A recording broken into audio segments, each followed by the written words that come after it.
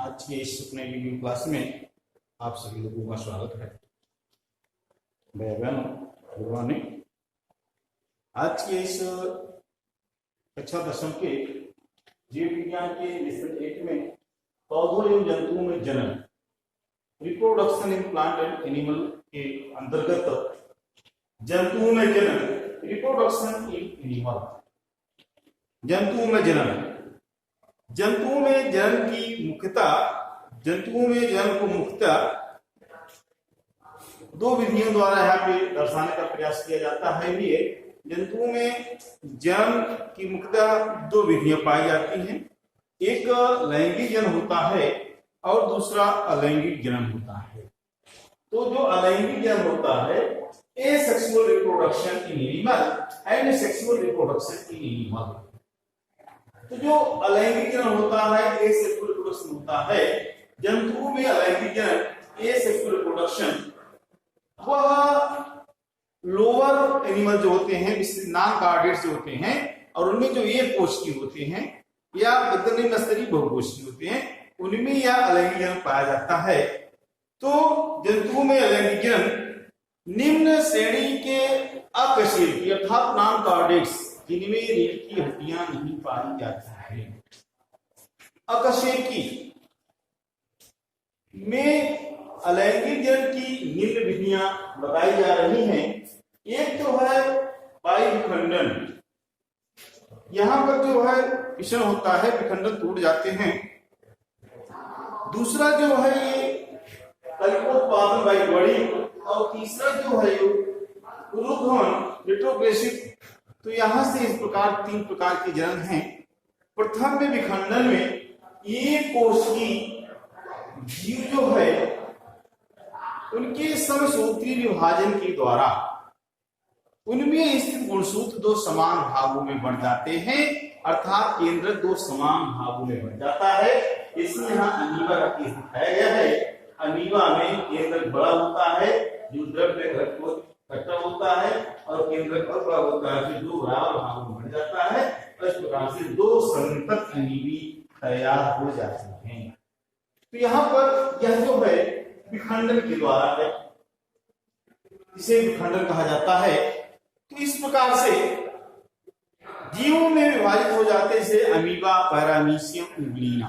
इस प्रकार से यहाँ पर जो है ये कोशिकीय प्रोटोजोआ के अंतर्गत अमीबा, यूग्लिना और पैरामीशियम के साथ है। क्या भैया? अमीबा है, लिखा गया है यूग्लिना और पैरामीशियम। आगे यहाँ पे इसके अतिरिक्त यहाँ पर एक बात और आती है, जब जीव दो जंतुओं में बढ़ता है तो इसे द्विविखंडन कहते हैं। लेकिन जब जीव अधिक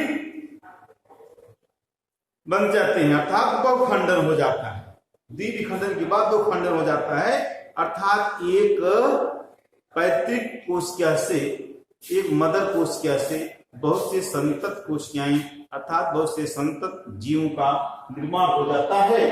तो उसका नाम दिया गया है यहाँ पर बहुखंडन। जैसे हम देखते हैं अमीबा का केस है, अमीबा में स्पोर्स बनते हैं, उनके जो केंद्रक होते हैं कई छोटे छोटे भागों में बढ़ जाते हैं समान रूप से, उनके चारों तरफ भित्तिवाल बन जाती है, सेल मेम्ब्रेन बन जाती है, जो उधर इकट्ठा हो जाता है और एक सिस्ट बन जाती है।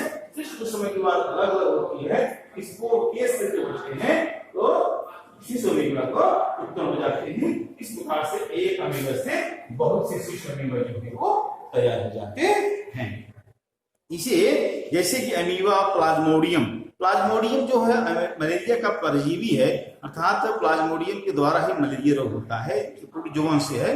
तो यहाँ भी इस प्रकार से एक मलेरिया का परजीवी अर्थात एक प्लाज्मोडियम प्रवेश करता है, उस प्लाज्मोडियम से बहुत से तैयार होता है। इस प्रकार से इसमें होता है। दूसरा कलिकोत्पादन, यहाँ भाई बड़ी दिया गया है, बर्फ करती है, जैसे हाइड्रा जैसे। क्या भी है ये? हाइड्रा के बारे में कहा जा रहा है। ये भी संघ उसमें सिलिंड्रेटा का है। ये द्विकोशिकीय वैसे तो है, बहुकोशिक है। साइकान हाइड्रा का किस पाया जाता है। इसमें वयस्क जंतु के शरीर पर एक छोटा सा उभार बनता है जो धीरे धीरे बड़ा होकर के पूर्ण विकसित हो जाता है और पूर्ण विकसित होकर के उस शरीर से टूट करके अलग हो जाता है और नए जीव का निर्माण कर लेता है। इसे हाइड्रोक्रिस दिखाया गया है। यहाँ से काफी बड़ी होनी शुरू होगी धीरे धीरे और बढ़ती जाएगी और अंत में जो है इससे अलग हो जाएगी। यह जो है मात्र हाइड्रा था, इस संस्था की हाइड्रा हो जाती है। तीसरा आता है पुनरुद्भवन। पुनरुद्भवन का केस जो होता है, शरीर से टूट करके अलग हुए सभी टुकड़े जो हैं वो नए नए जीव का रूप ले लेते हैं, विकसित होते हैं। पुनरुद्भवन कोड के अकशेरुकी जंतुओं जैसे कुछ प्रोटोजोअन्स, सिंटेट तथा कुछ चपटे के जीव पाया जाता है। एक प्रकार से देखा जाता है प्लेनेरिया जो है कटिलियन संघ का जंतु है। प्लेनेरिया के शरीर को जो है 20 से 2 स्थान से काट दिया गया है, तो यह यहाँ से सब जहां जहां से कटा है अलग अलग प्लेनेरिया जो है वो तैयार हो जाते हैं। ऐसे अमीबा कर सकते हैं, 20 से 100 कई भागों में काट दें और जहां जहां सबके अंदर जाएगा वो नया बनेगा। इस प्रकार से अलैंगिक जंतु है।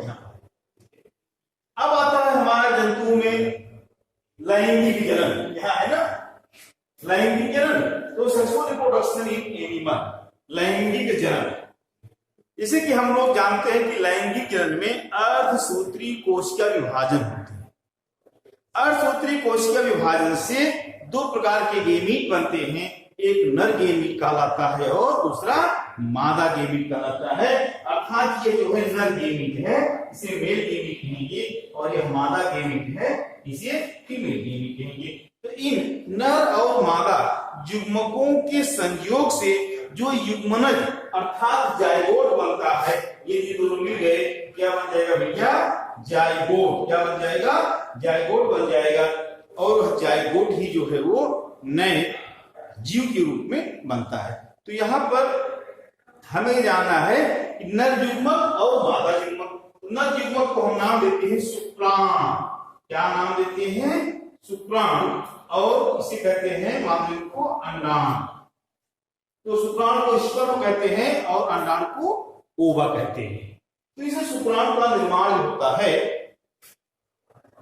वृषण में होता है। वृषण जो होता है वह प्रत्येक पुरुषों के शरीर में उदर से बाहर दोनों टांगों के बीच में एक फैली हुई लड़की में स्थित होता है, जिसे हम वृषण कहते हैं। और यह वृषण थैली जो होता है वह शिश्न के दोनों तरफ की थैली लटकी रहती है। स्तनधारी जंतुओं जैसे मनुष्य में शुक्राणुओं का निर्माण देह भित्ति के तापक्रम पर नहीं हो सकता, इसीलिए यह वृषण जो होता है वह शरीर से बाहर निकला रहता है और शरीर से कम तापक्रम लगभग 2 से 3 डिग्री सेल्सियस, इतना 2 से 3 डिग्री सेल्सियस शरीर से कम तापमान इस टेस्टेशन का होना चाहिए, तभी इसमें शुक्राणुओं का निर्माण हो पाता है। इसलिए शरीर से बाहर निकला रहता, लटका रहता है।